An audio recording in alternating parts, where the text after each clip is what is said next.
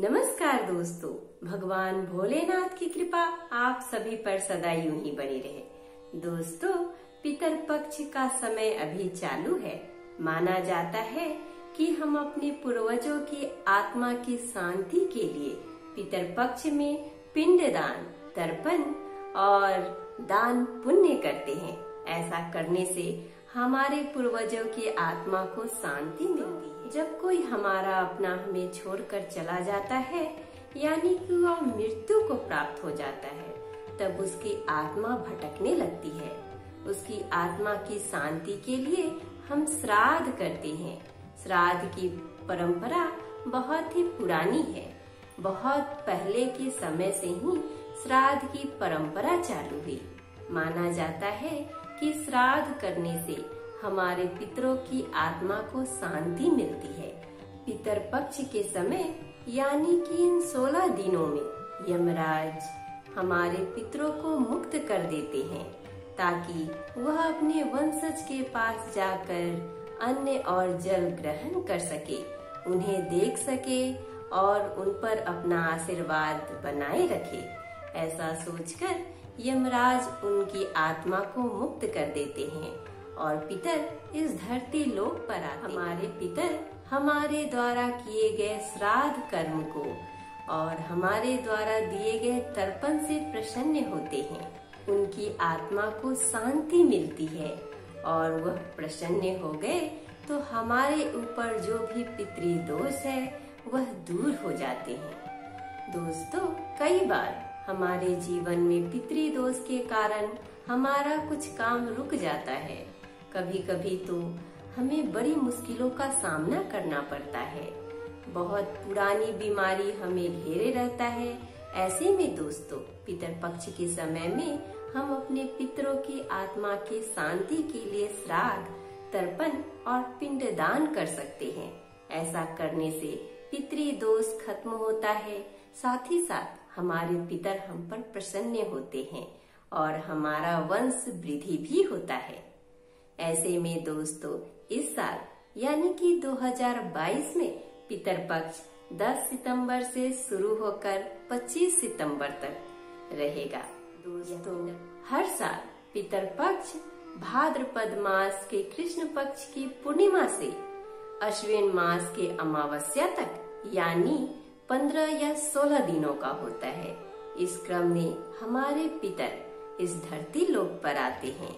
माना जाता है कि हमारे पितर कौवे के रूप में इस धरती लोक पर आते हैं। पितर पक्ष के इन दिनों में हमारे पितर जिस भी तिथि को इस दुनिया से गए हैं, उस तिथि के अनुसार हमें उस दिन उनका तर्पण करना चाहिए, उनका श्राद्ध करना चाहिए और उनके मनपसंद का भोजन बनाकर कौवे को, गाय को, चिड़ियों को और कुत्तों को खिलाना चाहिए। जिस दिन हम अपने पितर के लिए खाना निकालते हैं, उसी दिन हमें ब्राह्मणों को भोजन भी कराना चाहिए।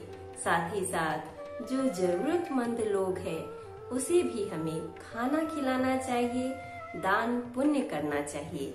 माना जाता है कि इस दिन अन्न का दान करना बड़ा ही शुभ माना जाता है। अन्न दान सबसे बड़ा दान माना गया है। पितर पक्ष के दौरान इन सभी चीजों को करके हम अपने पितर को प्रसन्न कर सकते हैं और अगर हमारे पितर हम पे प्रसन्न हो गए तो हमारे घर में सुख शांति का वास होता है और हमारा घर खुशियों से भर जाता है।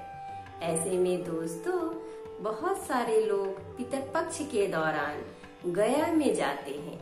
गया जो बिहार में स्थित है, यहाँ जाकर वह अपने पितरों के लिए पिंडदान करते हैं, उनका तर्पण। पिंडदान के लिए गया बहुत ही धार्मिक स्थल माना गया है।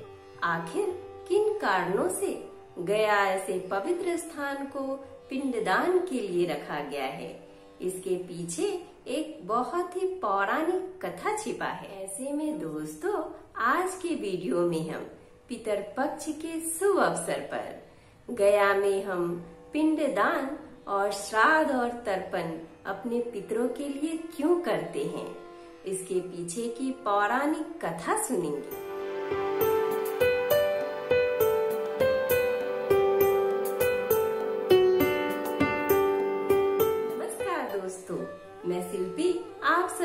तहे दिल से स्वागत करती हूँ अपने YouTube चैनल कथा कहानी शिल्पी की जुबानी में। दोस्तों, इस चैनल के माध्यम से मैं आप सभी को हर तरह की कथा और कहानी सुनाऊंगी। अगर आपको मेरी तरह कथा और कहानी सुनना पसंद है तो प्लीज हमारे चैनल कथा कहानी शिल्पी की जुबानी को सब्सक्राइब कर लीजिए। और हाँ दोस्तों, अगर आपकी भी कोई कथा और कहानी सुनने की इच्छा है तो हमें कमेंट बॉक्स में कमेंट करके जरूर बताइए। दोस्तों, बैठे बैठे क्या करें, करना है कुछ काम। सुनते हैं आज की कहानी लेके भगवान विष्णु का नाम। हिंदू धर्म में मृत व्यक्ति की आत्मा की शांति के लिए पिंडदान किया जाता है। पितृपक्ष के दौरान पितरों को तर्पण भी इसलिए ही दिया जाता है ताकि उनकी आत्मा को शांति मिले और उनकी गति को आयाम मिले। कहते हैं कि एक बार जो व्यक्ति गया जाकर पिंडदान कर देता है उसे फिर कभी पितृपक्ष के दौरान श्राद्ध या पिंडदान करने की जरूरत नहीं पड़ती है। अधिकतर लोग की यह चाहत होती है कि मृत्यु के बाद उनका पिंडदान गया में हो जाए। सनातन धर्म में यह मान्यता है कि गया में श्राद्ध करवाने से व्यक्ति की आत्मा को निश्चित तौर पर शांति मिलती है। इसलिए ही इस तीर्थ को बहुत श्रद्धा और विश्वास के साथ गया जी कहा जाता है। दोस्तों, गया जी की तीर्थ की पौराणिक कथा इस प्रकार से है। माना जाता है कि गया भस्मासुर के वंशज गयासुर की देह पर बसा हुआ स्थान है। एक बार की बात है, गयासुर दैत्य ने कठोर तप किया। तब से ब्रह्मा जी को प्रसन्न कर उसने वरदान मांगा कि उसकी देह यानी शरीर देवताओं की तरह पवित्र हो जाए। जो कोई भी व्यक्ति उसे देखे वह पापों से मुक्त हो जाए। ब्रह्मा जी ने गयासुर को तथास्तु कहा। इसके बाद लोगों में पाप से मिलने वाले दंड का भय खत्म हो गया। लोग और अधिक पाप करने लगे। जब उनका अंत समय आता था तो वह गयासुर का दर्शन कर लेते थे, जिससे सभी पापों से उसको मुक्ति मिल जाती थी। इस समस्या का समाधान ढूंढने के लिए देवताओं ने गयासुर को यज्ञ के लिए पवित्र भूमि दान करने के लिए कहा। गयासुर ने विचार किया कि सबसे पवित्र तो वो स्वयं है और गयासुर ने देवताओं को यज्ञ के लिए अपना शरीर दान किया। दान करते हुए गयासुर ने देवताओं से यह वरदान मांगा कि यह स्थान भी पापों से मुक्ति और आत्मा की शांति के लिए जाना जाए। गयासुर धरती पर लेटा तो उसका शरीर 5 कोस में फैल गया। गया तीर्थ भी इसलिए 5 कोस में फैला हुआ है। समय के साथ इस स्थान को गया जी पितृ तीर्थ के रूप में जाना जाने लगा। गया जी का महत्व बहुत अधिक है। कहते हैं कि जिस व्यक्ति का पिंडदान यहाँ हो जाता है उसकी आत्मा को निश्चित तौर पर शांति मिलती है। विष्णु पुराण में कहा गया है कि गया में श्राद्ध हो जाने से पितरों को इस संसार से मुक्ति मिलती है।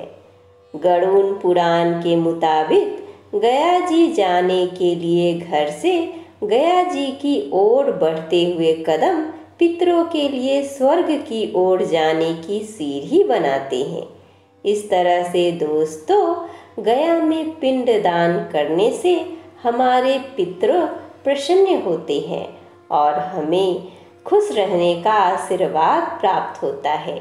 हमारे पितर की आत्मा को शांति मिलती है और हमारे घर में सुख शांति का वास होता है।